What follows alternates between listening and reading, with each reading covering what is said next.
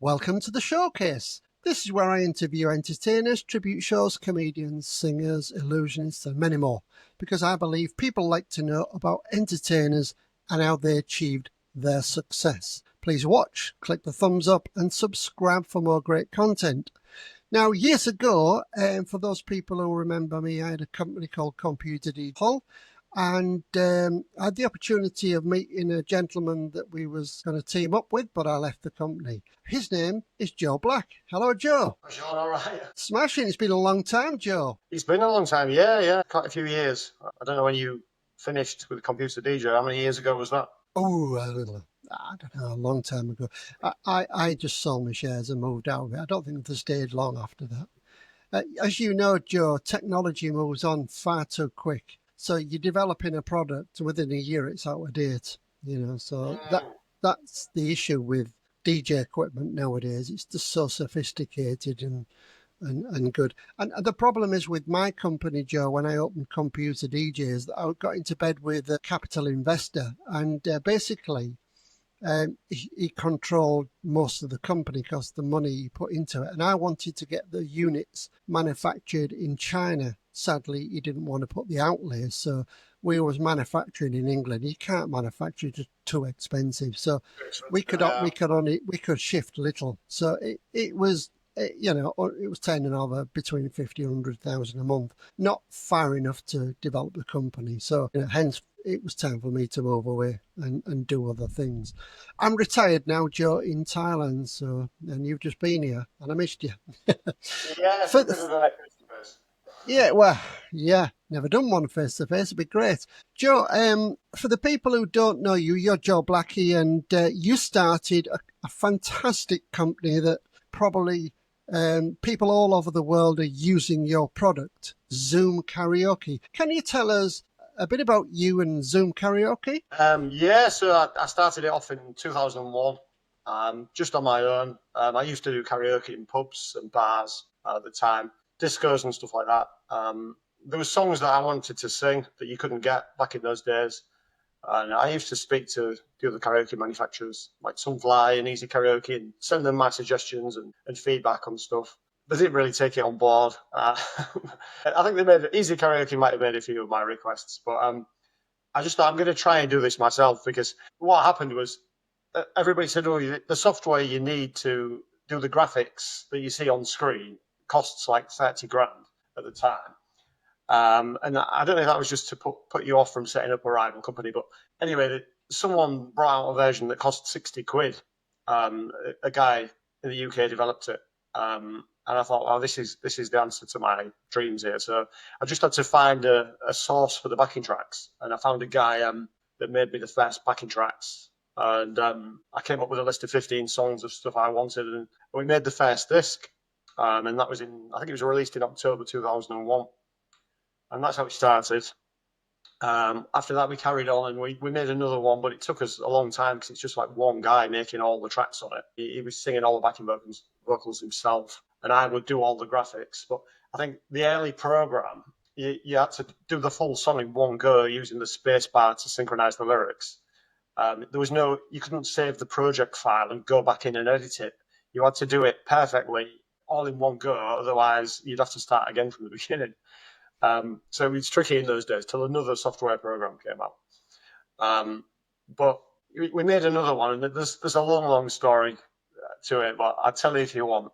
The second disc we made, I don't know if you remember Karaoke disc, but Sunfly used to make a Most Wanted Yes. free disc that came out with a chart disc every month. They picked the same 15 songs that I'd released on our second disc deliberately. The reason why was going back when people used to buy web domains to try and sell them at a profit. I had the web domain somethinglikekaraoke.co.uk.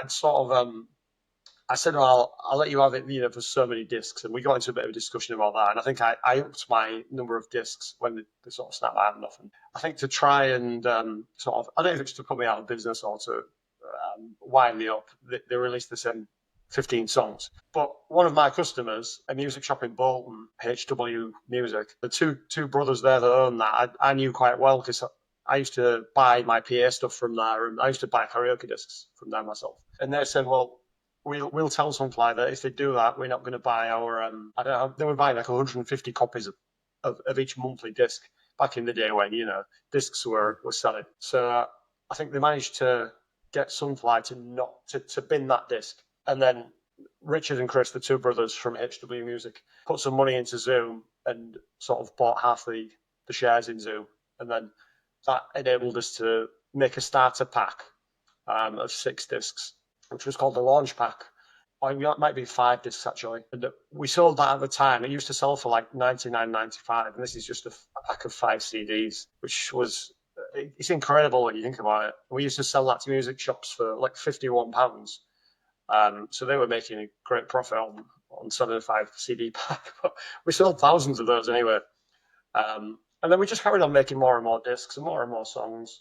Gradually, over time, the discs have obviously declined to very little now. But we still have the catalogue of music, and it just gets farmed out in other ways. And that's kind of it, really, yeah. That's interesting. You've made a great career out of it, Joe. Congratulations. There's another company, or there was, in Rotherham. Is it Master Mix? Yeah, Master Mix, yeah. I mean, Are they still going? I think they are, yeah. I don't know what they do. Obviously, they used to make all the DJ music CDs, didn't they? Yeah, and all the pro discs and things, yeah. Yeah, like classic cuts and things like that. And yeah, that's it, yeah. Mixes that DJs could just stick on, and you wouldn't have to worry about picking the next song because it'd play for 25 minutes or whatever. And they must have made a fortune from those CDs. They did a bit of karaoke as well, but I'm not sure exactly what they're doing now. But we did visit them at one stage in Rotherham and get a tour around. Oh, so, that HW Music in Bolton, fantastic guys. I remember them well when we introduced the Double O DJ. So yeah, I, like you, I've met all the people. It's really nice. Are times different now than 10 years ago, Joe? Apart from disc, how do people buy your karaoke tracks now? Well, they download them from the website. Oh, well, I guess an awful lot of people will just nick them. Yeah. Go to any pub in the UK and you'll probably see our songs, and the chances are they've not been paid for, and we've received no money for them. So which is it's just the way of the world, and I'm not bitter about it because that was kind of going on even when I started. Really, people were sharing and copying CDs, but we try and license tracks, for TV and stuff like that. Right. They'll get used in various different places that generates us royalties, really. Wow. We just tick over and we still make new songs, but sometimes I think I've run out of ideas of what to make because I've made all the stuff I want. But I like to keep the musicians busy. We've got a lot of musicians that have worked for us for more than 20 years. Wow. And as loyalty to them, I keep the work going. I could happily retire, really, and just, you've got to do something. And once you stop making new songs, the catalogue just becomes one of these freeware catalogues, like many other labels, like Music Maestro and the DK one, and there's stacks of others.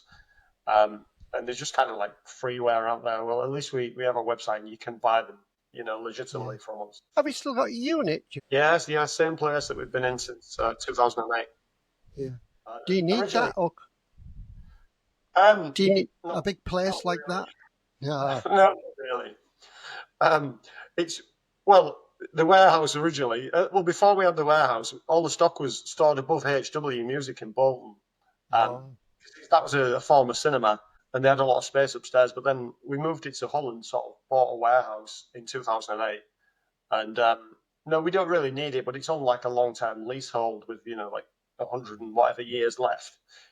I think it's owned by the directors' pension fund, so Zoom rents it from the pension fund, so it doesn't really cost us anything, really. Okay. That's outstanding.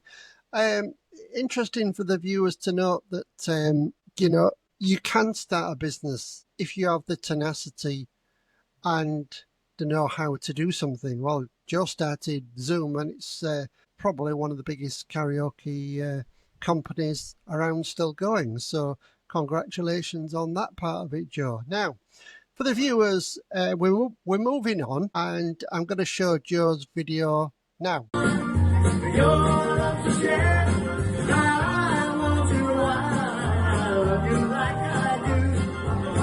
Yes, it may cause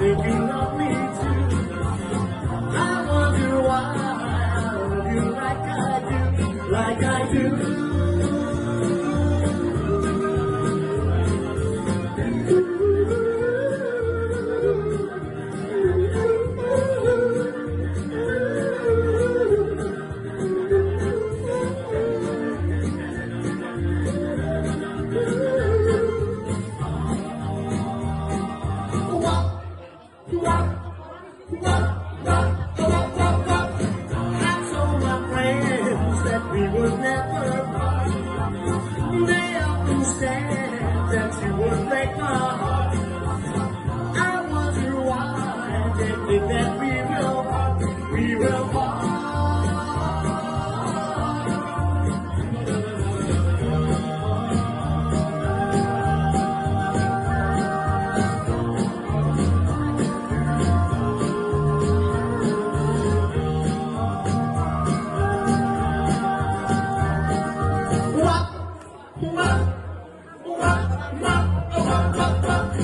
When you're with me, I'm sure you're always true. When I'm away, I wonder what you do. I wonder why. I'm sure you're always true. Okay, welcome, Joe. We're back to part 2 of the show, Joe, where you do, you're an entertainer, and it's Joe Waddy Waddy, yeah? Yeah, entertainer in the loosest sense of the word, really. I don't know. I was kind of doing it for a bit of fun, really, more than anything. I'm not doing it to earn a living. It's like a fun hobby, really.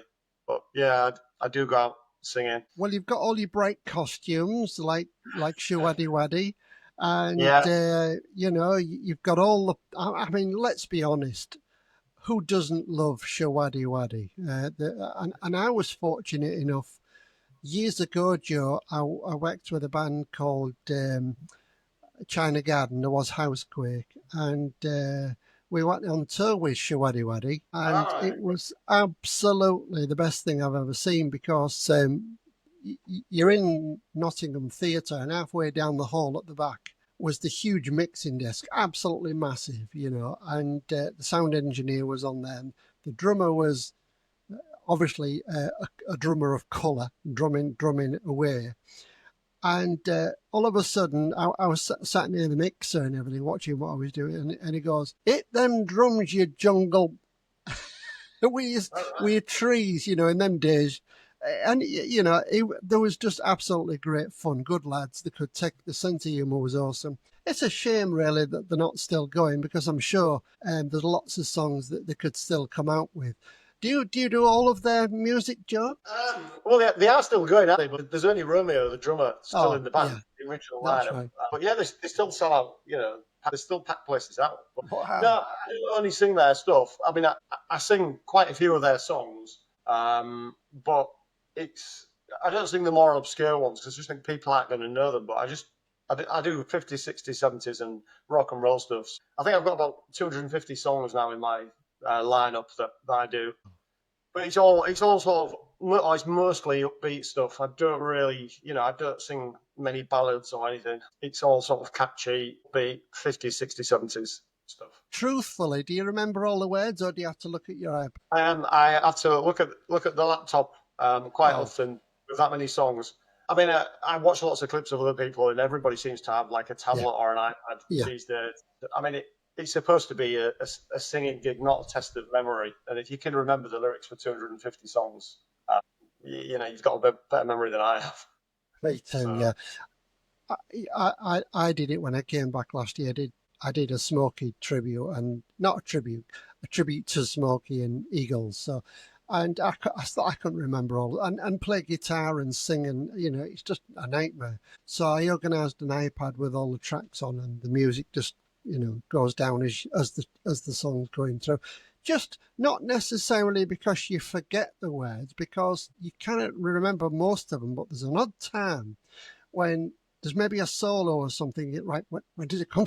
And you've just got it. What was the lead song? And it just jogs your memory. And I don't see any problem in that, Joe, because like you say, you can't be expected to remember that many songs, when an act, let's say Shawaddy Waddy, they know their songs backwards because they recorded them, they made them, and they don't need. I know some big bands that still have like a wedge monitor on the screen with a screen showing, like a bit like the guys at Willows. You've seen that setup, haven't you? Yeah. Where Richard has his karaoke tracks inside the monitor, and only the band can see them. About doing that, yeah. Having a screen inside a wedge. I don't know. I don't think it's that big an issue. I don't think people particularly know that you're glancing at them occasionally, especially if you're on a stage because you're looking down at the audience, and if Yes. the laptop's not too high, it's more like just to get the first part of the line at the start of the verse or whatever, Yes, just it to get is. on the Yeah. right track. It is, Joe. You're right. Yeah, I've got one of your clips when you're at Willows. How do you like that club? All right, fantastic club. I love Willows. I mean, I've only done one gig there, but I've been to a lot of Hutch's Friday afternoons, and it's just great atmosphere and great people. It is. You're It's right. it's a really great club, and it's so Yeah, close to me as well. So yeah. be It back is. again You're in right. July. I'm looking at bringing on board some people, not just acts, to talk about PA systems and engineering and recording and things like that. Um, what brand of PA system do you use, Joe? I'm using FBT powered speakers. Oh, They're quite old though because I just had them at home for a long time, but they have a great sound, and they're more than powerful enough, even for Willow's Club. yeah, they are. Um, I've heard many people. A friend of mine, Trevor, a DJ, Trevor Newmarch. I don't know if you know him. He was FBT mad. You know, he had like two PAs on one. I mean, a disco with that. It just sounded absolutely mega. And FBTs are quite popular. I think mostly nowadays people use RCF and things, don't they? They're kind of like the big on. yeah, I think the reason I got those speakers was because I got them from HW in Bolton, and they were, they were bringing them in and recommending them at the time, and they've been great. Yeah, I've had them a long time, but the rest of the kit is it's only cheap stuff. I've got a little Behringer mixer, 6 channel mixer. yeah. It's only like 150 quid or something. Don't Connected to the matter. laptop. Mm. I've got a decent mic, a good show mic. I think that was about 700 quid. Oh, Um, but the rest of the stuff is fairly cheap, really. Compared to what it was when I started doing it 25 years ago and stuff like that. yeah. The cost of gear has gone right Mm. down. And Yeah, and become lighter, thank God. Joe, your suits are awesome. Where do you get those made? well, I got one in Thailand while I was there. Um, Oh, Yeah, the orange one, and I don't know which clip you might play, but the orange one came from Thailand. So when I went to Bangkok, I went to one of these tailor shops, and he took all the measurements. I showed him a load of photos of how I wanted it, and then when I went back to Bangkok at the end of the holiday, I picked it up. Um, so I just wore that at the Alma on Sunday last wow. week for the Yeah. first time. So it got my measurements. But the rest of them, some come from Timu, some come from Sheen. Um, Wow. Super cheap as well. Some of the suits like under 30 quid for trousers and a jacket. And This is the it's been thing great. nowadays, Joe, because as an entertainer, people expect you to be different, rather than just going on in your jeans and a t-shirt, which some acts do. But you actually go the whole hog, Joe Waddy Waddy, and you've got your suit. People know what you're going to be. So when they see you come out, it all fits together, doesn't it? And to get Yeah, a better feeling of the act kind of thing. Yeah. it's an old-fashioned act, I guess, and it's aimed at your 50 or even 60 plus people that like that kind of music.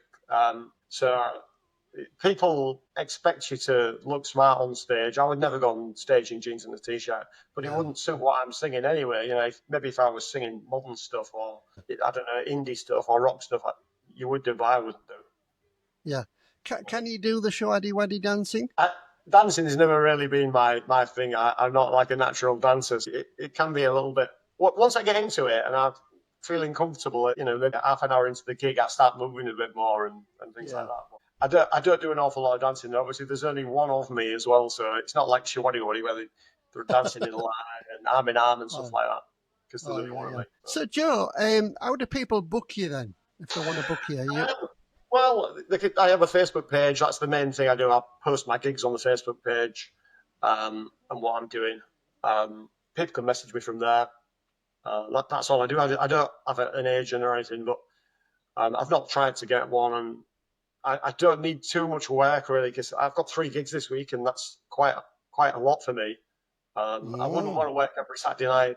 Afternoons are where it's at for me. I love an afternoon gig. Like Monday afternoon at the Willows is a perfect gig for me because I can be home for me tea. Um, a Saturday night gig, somewhere far away and getting in at like 2 o'clock in the morning, I'm just not really that bothered about doing it. So no, it it's good when you do it when you don't have to do it. I think the viewers know what I'm trying to say. You do it for fun from your heart and you enjoy it more. I think it comes over better. I've seen some acts, they do it because they have to get the money. You know, they've got a mortgage to pay. They have to, they've got no other income. They have to earn the money, you know. And sometimes you can tell it's kind of like just going through the motions. It'd really be a struggle if I had to earn a living to pay a mortgage doing singing. I would say it'd be a struggle because the money is like, when I think to what I used to get paid doing karaoke in Yeah, 1997, I used to get £70 in 1997 on a Saturday night. And when I left, I was getting £90 in 2003. I mean, fast forward 22 years, the money's not gone up all that much. You'd no, expect it to be. I mean, I'm sure it has in some places if you've got the right bookings, but in that sort of pub, a quiet-ish pub, or they can't afford to pay that money. So I no, just do it to what people can afford, and I'm not that bothered about the money. But if you've got to pay tax on it, buy the costumes, the travel there, the PA gear, all that kind of thing. yeah, It's not making a lot of money. Like it wouldn't be for yeah, me anyway. yeah, yeah. So, Last question, Joe. I suppose people could use your tracks, Zoom karaoke singers, couldn't they? Because they're excellent quality. Hey? yeah, well, that was one of the things when we started off. I said to the other companies, I said, why do the tracks fade out? Why don't you just put a definite ending on? It's so much better for Yes. getting around the walls. And so right from the start, we always had a definite ending. And yeah, Wow. loads of singers use our tracks, all over the world. There's even a few have paid for them. So, Oh, there's local singers that buy from us. I won't name any names. And there's tracks, we make custom tracks for people. Again, yeah. I won't name anybody, but we do make tracks for people. But yeah, there's loads and loads of singers use our tracks. It'd be interested to know an idea of a price for a custom track, Joe. Well, this is going on to a different kind of conversation. But typically for a track, it's going to cost like the minimum 150 quid. Right. It depends what it needs in it. If it's got brass in it, like a sax Yes. solo, it needs live trumpet, and it could be 250 quid or even more if it's like a big band track. But a lot of people, I've been doing it, and other people have been doing it, using the original recording and using AI to take out the lead Oh, vocals. And you can get some fantastic tracks. I know you do Smoky, but I've done Lay Back in the Arms of Someone yes. by Smoky, but taking out the lead vocals, leaving in the backing vocals. So Yes. you've got the rest of Smoky's backing vocals back in here Yeah. in the right places. But we had to graft on a definite ending because the track Yes. fades out. Yeah. Yeah. Or cut it slightly short, take some of the repetitions out. But you can get some, you can use elements of the original recording. Obviously, Zoom doesn't do it. We can't No. use any elements of the original recording. But for singing in a pub, you can pull bits out and stuff. And I know some of the guys that work for me are making tracks for their other sort of singing clients. And you can take the brass out of an original track and stick it on the backing track. It's only been sung in a pub. Probably not strictly legal, but no one's going to Uh, really care. well, interesting. Time flies, Joe. It's 25 minutes. My podcast's usually 20, 25 minutes, so it's absolutely awesome. For the viewers, we've been watching Joe Blackie talking about his amazing company, Zoom Karaoke.